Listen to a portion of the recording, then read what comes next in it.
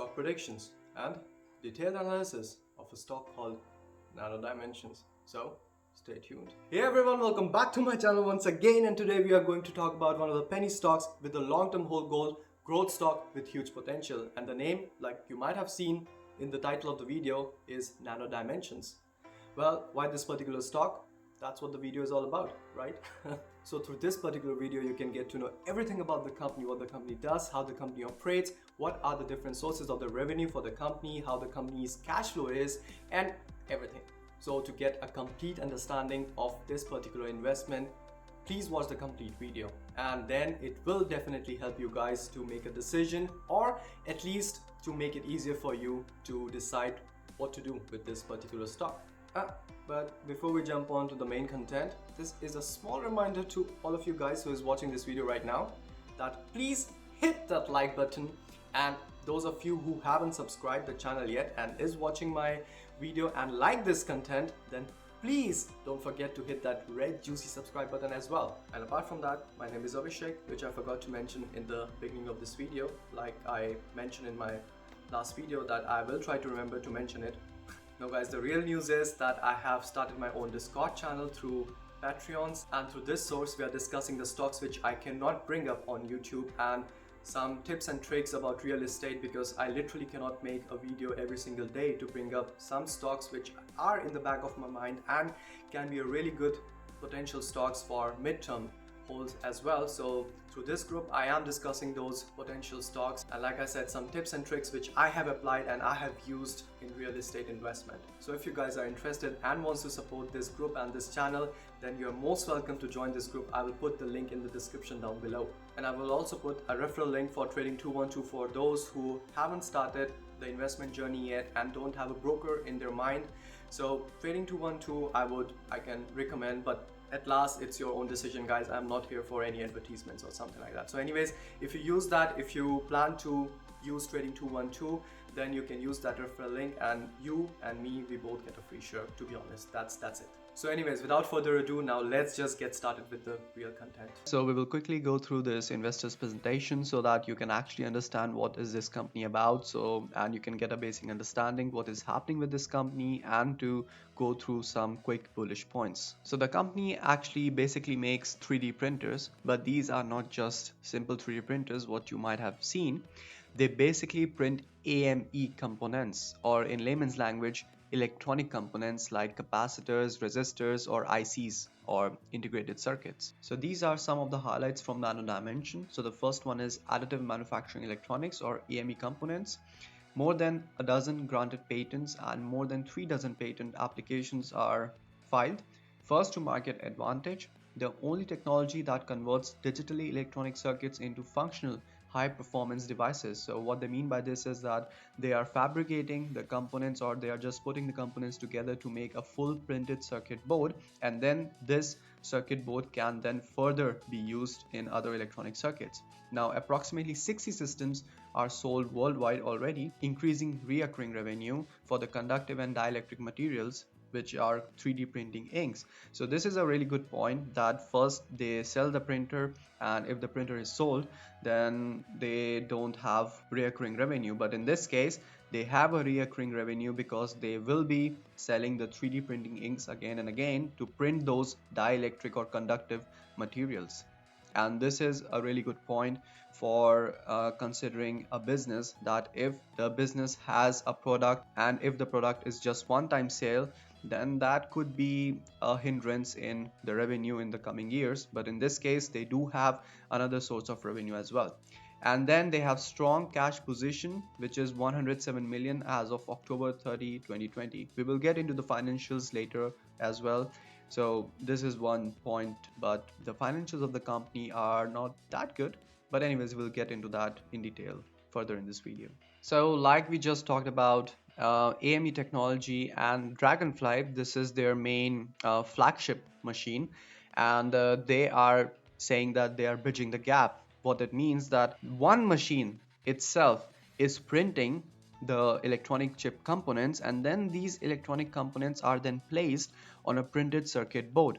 So everything is done by one machine. So they also print the printed circuit board, and they also make the electronic components, and then they also fabricate them together, which is, guys, amazing. I will show you further in this video that for all this process you actually need 5 to 6 machines, and if everything can be done by this one machine, I mean, this is quite amazing. So they claim that their Dragonfly, which is an AME machine, is controlled by AI algorithms, and it has to be actually AI implementation to produce such components and PCBs, and machine learning has to be implemented in such cases, and vision algorithms. So produce electronic devices by simultaneous 3D injection of dielectric and conductive materials to fabricate within hours. So just within hours, they can fabricate a whole PCB, and they are implementing high performance electronic devices like sensors, antennas, capacitors, converters, and many more, which are actually really complex devices. So here they say that they have a really safe investment model, and I can see right here that they are claiming to reach a medium production volume system by 2023. And guys, to be honest, if a small scale company like this can reach from a proof of concept to a low production volume system and then medium production volume system just in 3 years, then that's quite good. So Nano Dimension offers system training and support, and also leasing options, which is a good option and an extra source of revenue, to be honest. Anyway, so system training and support is nothing big. It is common for such inspection machines, and they also help in co-creation and design, prototyping, low volume production. And this is quite good because this machine is the only machine in the world, so the users will not be so much acquainted, and if they're helping to help in the first phase of the production with the customer, then this is quite nice. I mean, it's nothing special, but yeah, it's an additional benefit for the customers and for the users to get this special training and also help in the first low volume production phase. So guys, there have already approximately 60 systems globally, $3 billion defense manufacturers, 2 European defense companies, and multiple secret services, 1 multi-billion US dollar value technology, and then multiple leading research institutions around the world. So they are spread over these 4 to 5 industries all over the world. And this slide shows that how their customers can attain a return on their investments. And as you can see, in the normal production system, when the production line is in a testing phase right here, then with the Nano Dimension AME system, the customer is already in the production phase, and the customer only reaches the production phase with the normal production line within months. And in case of Nano Dimension, they reach the production phase within just few weeks. So just a summary of their whole process. So when the customer buys a Nano Dimension machine, then the customer can get in touch with the experts from Nano Dimension depending upon the product design.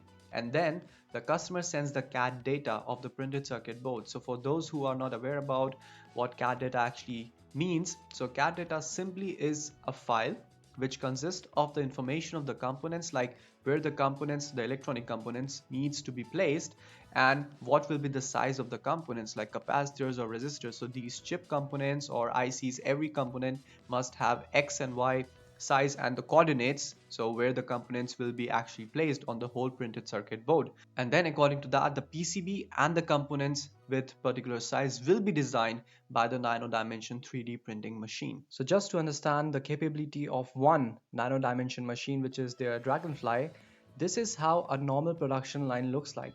So these machines, all these machines are actually required to assemble electronic components on a printed circuit board. So guys, these are some pictures of the printed circuit boards. I thought that just to show you, and you might have seen such small circuit boards in your mobile phone if you accidentally break it, and then you see there is a small board, a green color board like this, which have small components which are called electronic components like resistors, capacitors, or ICs, like such ICs. So these are actually printed circuit boards. So I think it's easier for you to understand now. So what Nano Dimension machine is doing, that it is actually printing such a board, and then it is actually printing such components as well, and also putting these components onto these boards.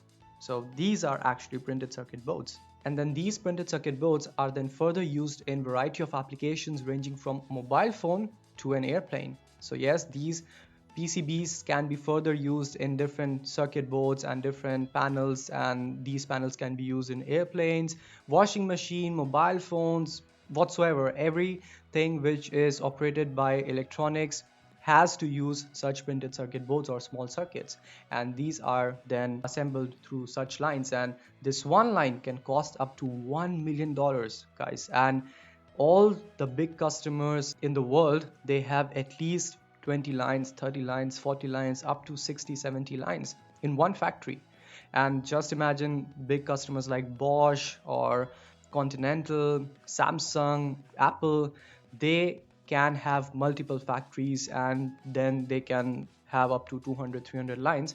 So now, guys, I'm not saying that Nano Dimension can replace all these machines anytime sooner. This is quite complex because, like we saw earlier, that the variety of their components are quite limited, and nowadays the applications in the electronic industry is really increasing, and also the semiconductor components are quite special and they need special licenses. So I don't think that Nano Dimension can actually design now at this moment semiconductor high power components or circuits. But anyways, so whatever PCB assembly it can do, it can replace such a huge line. This is what I want to say. So in case of AME assemblies, if Nano Dimension can achieve a really high quality, then it can replace this complete line. So now I guess you can imagine the potential of these machines now, that they can replace the whole production line with just one machine.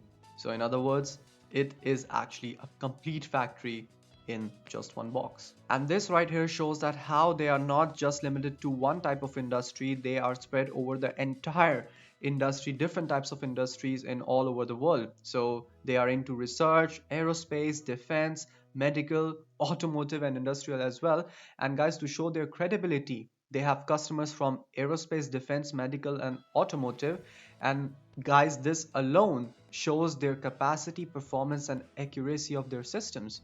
As trust me, to get into one of these industries, the inspection machine or the machine to be used for production should pass many criterias like IPC standards, and they have to pass, the machine has to pass many accuracy tests, because here in these industries literally humans' life is at stake. So that's why accuracy tests, performance and efficiency and all the standards must be met.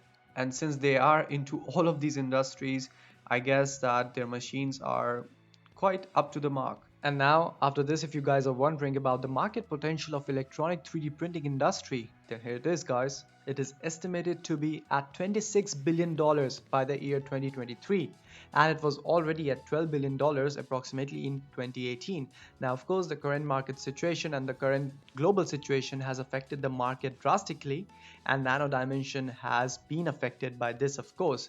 But in long term, this is a disruptive technology. And Nano Dimension is seeing growth, what we will also see in the financials section, but it takes time for such industries where they have to design products based on the customer's needs. So the design and the prototypes sending and receiving takes a lot of time because they have orders from global customers. So the process itself is a lengthy process, and therefore this initial startup phase for Nano Dimension is a bit slow just because of these factors. And the current global situation on top of that has made it a bit difficult for them, as the customers were out of office, many production lines were out of service, and the businesses globally were shut down.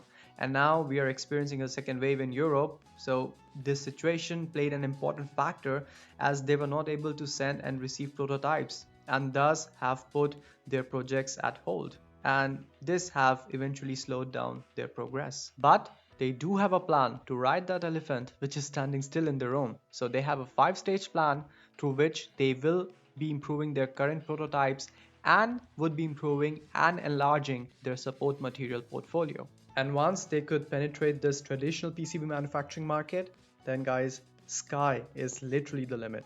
So guys, let's go quickly through some of the highlights before we jump onto the financials of the company. So the company is in the growing phase, like we already saw. They have approximately sold 60 3D printing Dragonfly machines, and they are working on shortening this prototyping time while creating multi-layer hypeds in the house.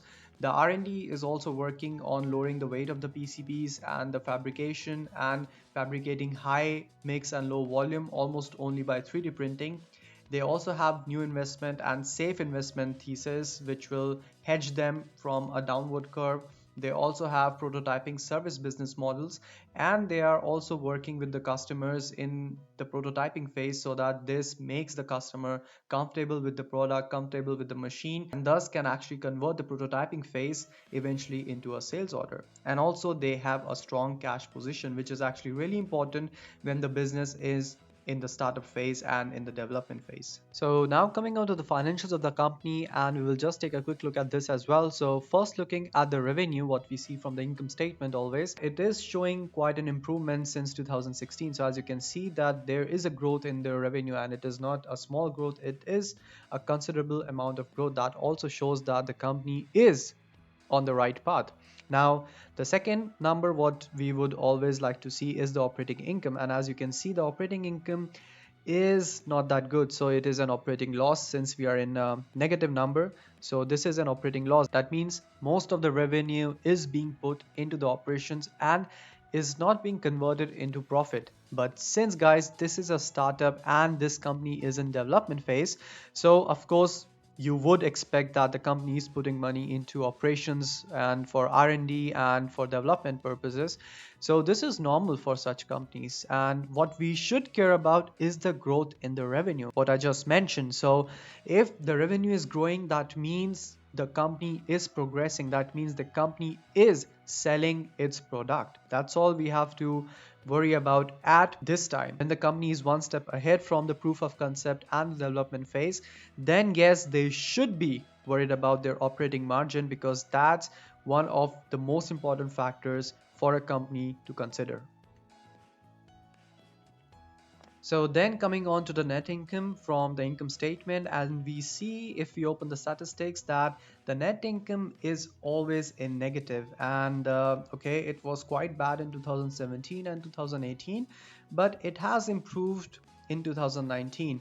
But to be honest, guys, net income in negative is for all these consecutive years is not that good. So net income simply means the income after paying all the taxes, and that's the generated income. So if a company goes on having a net loss, and if it's going on for a couple of years, it's not a good sign. But like I said, guys, that this company especially is in development phase, so we can give it a benefit of doubt, and we would have to see and wait, especially after this crisis is over, that how the company will start performing. And then coming on to the company's balance sheet, and to be honest, guys, the company's balance sheet looks quite good, because if you see right here, the company's total current assets, that means the assets which they can liquidify in the coming 12-month period, are at $9.85 million, and the company's total current liabilities right here is just at $4.425 million, which actually gives us a current ratio of more than 2, because the assets are almost more than double the current liabilities. So the current liabilities, for those who don't know, are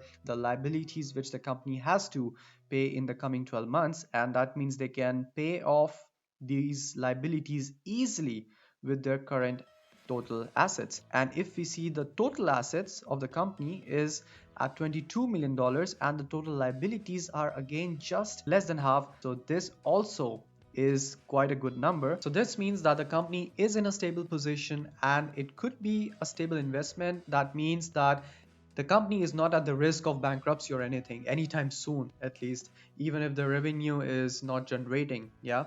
But we see that the revenue growth is quite significant. So the company, in short, have to work on their margins to get the most out of the revenue. And I guess this will be possible as soon as the company reaches its targets and start expanding its projects. So as you can see right here, the top 10 owners of Nano Dimension and ARK Invest Management is at the top. They have increased their position, and they own a stake of 0.59% in Nano Dimension. They own 419,675 shares, and like you can see, they have been increasing their stake in Nano Dimension. So this means something, guys, and I believe in Katie Woods and I believe in ARK Investment. So there's something these big institutions know which we as retail investors definitely don't know. And to be honest, guys, I just am aware about ARK Investment and Contego Capital Group and Horizons ETFs Management. The other big